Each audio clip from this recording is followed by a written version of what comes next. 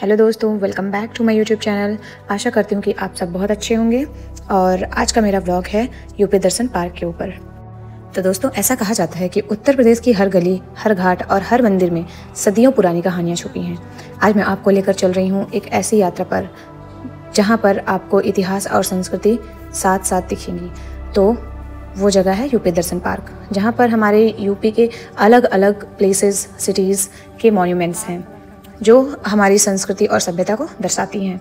जैसा कि यहाँ पर झांसी का किला दिखाया गया, फतेहपुर सीकरी में जो बुलंद दरवाज़ा है, ताजमहल है, ये सब दिखाया गया। झांसी का किला हमें आज भी याद दिलाता है कि महारानी लक्ष्मीबाई ने कितना संघर्ष किया था हमारे देश को आज़ाद कराने के लिए। ताजमहल भी प्रेम का प्रतीक माना जाता है, लोग देश विदेश से उसे देखने आते हैं। इसी प्रकार हमारे यूपी के सारे शहरों की जगह को यहाँ पर दिखाया गया है। काशी विश्वनाथ जी का मंदिर, जिसे दुनिया का सबसे पुराना जीवित शहर कहा जाता है। यहाँ पर घाटों पर सुबह सिर्फ आरती पूजा ही नहीं बल्कि आत्मा को छू लेने वाला अनुभव होता है। जब सूरज की पहली किरण गंगा पर पड़ती है तो लगता है जैसे कि सारा समय रुक सा गया है। क्या आपको पता है कि हमारा काशी आजकल टूरिज्म में बहुत आगे चल रहा है, इवन दो गोवा और मनाली को भी सरपास कर चुका है। तो चलिए थोड़ा बात कर लेते हैं लखनऊ के ऊपर। जैसे कि लखनऊ को कहा ही जाता है नवाबों का शहर, और लखनऊ की गलियाँ सच में नवाबी की शान की गवाही देती हैं। इमाम बाड़ा जो काफ़ी विशाल है और यहाँ पर चिकनकारी बहुत फेमस है। तो दोनों मिलकर बताते हैं कि ये सिर्फ इमारतों का शहर ही नहीं बल्कि कला और तहजीब का भी शहर है। और हाँ, यहाँ का टोंडे कबाब भी बहुत फेमस है, बट एक्चुअली मैंने कभी भी ट्राई नहीं किया because I am a vegetarian, but बहुत फेमस है। एंड रिसेंटली अभी लखनऊ को सिटी ऑफ गैस्ट्रोनॉमी भी रिकॉग्नाइज़ किया गया है यूनेस्को के द्वारा। सिटी ऑफ गैस्ट्रोनॉमी मीन्स जो पाक कला में बहुत विशेष स्थान रखता हो। तो आई थिंक हैदराबाद था और अब लखनऊ भी हो गया है। प्रयागराज को तो हम छोड़ नहीं सकते क्योंकि प्रयागराज तो बहुत ही पवित्र है। 3 नदियों का संगम, गंगा, यमुना और सरस्वती, जहाँ पर कुंभ लगता है और करोड़ों लोग आते हैं यहाँ पर श्रद्धा की डुबकी लगाने। प्रयागराज सिर्फ एक जगह ही नहीं है, ये लोगों के विश्वास का प्रतीक है। लोग यहाँ इसी विश्वास से आते हैं कि अगर वो गंगा में डुबकी लगाएंगे तो उनके सारे पाप नष्ट हो जाएंगे और वो मोक्ष को प्राप्त करेंगे।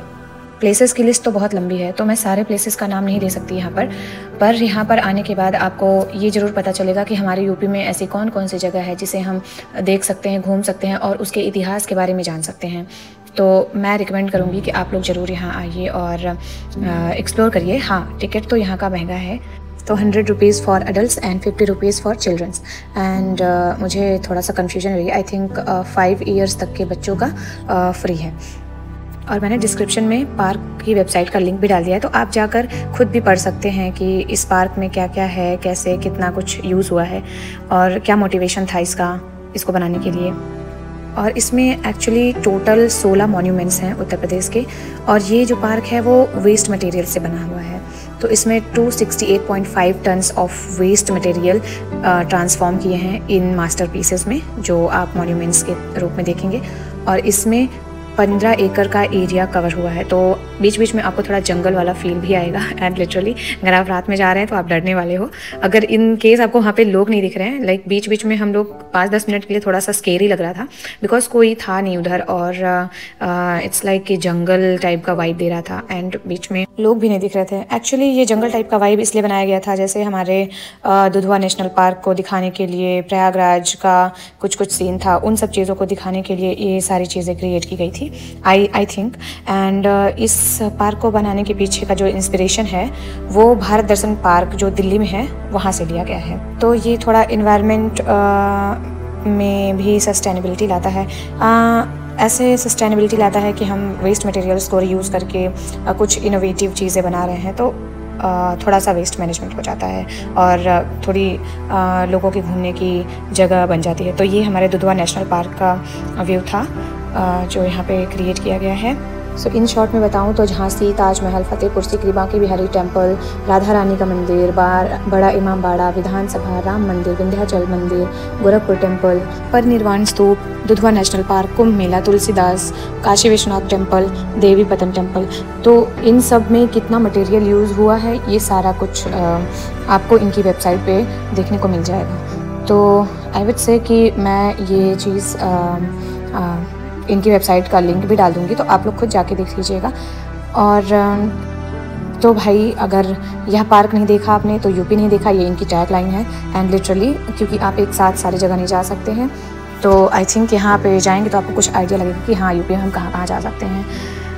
और यहाँ पे भाई मुझे बहुत थोड़ा डर का अनुभव हो रहा था, थोड़ा नहीं बहुत हो रहा था। तो आप लोग बताइए कि आप लोग यूपी की कौन कौन सी जगह को विज़िट कर चुके हैं, इसमें से जितनी प्लेसेस मैंने गिनवाई है। और ये देखिए 2 लोग आंटी लोग ऐसे खड़ी हैं जैसे कि 2 भूत खड़े हों। तो ये था महापरिनिर्वाण स्तूप। तो एक्चुअली स्टार्टिंग में हमें ये समझ नहीं आया कि क्या है, तो हम डिस्कस कर रहे थे कि यहाँ कौन लेटा है। देन हमने देखा कि ये परिनिर्वाण स्तूप है, तो ऑब्वियसली महावीर स्वामी जी या फिर गौतम बुद्ध जी से रिलेटेड होगा। एंड वीडियो आप लोग देख रहे हैं तो प्लीज़ लाइक सब्सक्राइब ज़रूर करिए और अपनी फैमिली एंड फ्रेंड्स के साथ शेयर ज़रूर करिए। और हाँ, वीडियो को एंड तक ज़रूर देखिएगा। तो हमारे यूपी में ये जो मॉन्यूमेंट्स हैं या कुछ भी हैं, ये सिर्फ शहर तक ही नहीं है, मतलब गांव में भी बहुत सारी चीज़ें हमें अपने कल्चर से रिलेटेड मिलेंगी। जैसे हमारा लोकगीत हो गया, टाइम टाइम पे मेले लगते रहते हैं। फेस्टिवल्स को सेलिब्रेट करना गांव में एक अलग ही वाइब देता है, क्योंकि गांव में क्या होता है कि पूरी फैमिली एक साथ इकट्ठी होती है और उस फीलिंग को आई थिंक कोई और फीलिंग बीट नहीं कर सकती है। तो आप किसी भी जगह जा रहे हैं तो वो सिर्फ एक घूमने की जगह नहीं होती, आप उस प्लेस को जानने की कोशिश करिए कि आखिर इस प्लेस की क्या हिस्ट्री रही है। लिटरली आपको बहुत अच्छी अच्छी कहानियाँ जानने को मिलेंगी उस प्लेस से रिलेटेड। तो ये यूपी दर्शन पार्क सिर्फ जगहों की यात्रा नहीं बल्कि आपकी आत्मा को छू लेने वाला अनुभव करवाएगा। तो ज़रूर आइए यहाँ पे और अपनी फैमिली को भी लाइए, एटलीस्ट उन लोगों को ले आइए जो लोग कहीं ज़्यादा घूम फिर नहीं सकते, तो एटलीस्ट वो थोड़ा बहुत तो जानेंगे। एंड यहाँ पर बच्चों के लिए फ़न एक्टिविटीज़ और आई थिंक यहाँ पे वाटर स्पोर्ट्स वगैरह भी होता है। दो हम तो थोड़ा लेट गए थे तो वो सारी एक्टिविटीज़ बंद हो गई थी, बट बच्चों वाली चीज़ें ओपन थी। तो बताइए आपको ये वीडियो कैसा लगा, कमेंट ज़रूर करिएगा। और अगर ये वीडियो आपको पसंद आया तो आप ये बताइए कि यूपी की कौन सी जगह आपकी कहानी का हिस्सा है, तो कमेंट में मुझे ज़रूर बताइएगा। और आप लोगों की कोई इंटरेस्टिंग स्टोरी रही है किसी प्लेस से रिलेटेड, हमारे यूपी के प्लेस से रिलेटेड या किसी भी स्टेट के प्लेस से रिलेटेड, हमारे इंडिया से रिलेटेड, तो ज़रूर बताइएगा। सो आई थिंक इस वीडियो में इतना कुछ काफ़ी है और मुझे आशा है कि आप लोगों का सपोर्ट रहेगा सो दैट मैं आगे जो वीडियो बनाऊं उसके लिए मुझे मोटिवेशन मिलता रहे। और बस इतना ही मैं बोलूँगी कि हमारी जो भी विरासत है उसे को कभी भी कोई हानि ना पहुंचाइए आप लोग। और जहाँ भी जाइए साफ़ सफाई का ध्यान रखिए, कचरा इधर उधर मत फेंकिए। और उस दिन जब हम पार्क घूमने गए थे तो एक स्ट्रेंज थिंग हुई, मतलब हर जगह पे बारिश हो रही थी बट जहाँ पे मेरी दीदी खड़ी थी वहाँ नहीं हो रही थी। आई थिंक ये फिनोमेना बहुत लोगों ने देखा होगा, मोस्टली होता है, बट इस प्लेस पे सिर्फ छोड़ के बाकी हर जगह बारिश हुई रही थी और ऊपर कोई शेड भी नहीं था। So that's all for today. Thank you for hearing me out. Stay tuned. Bye.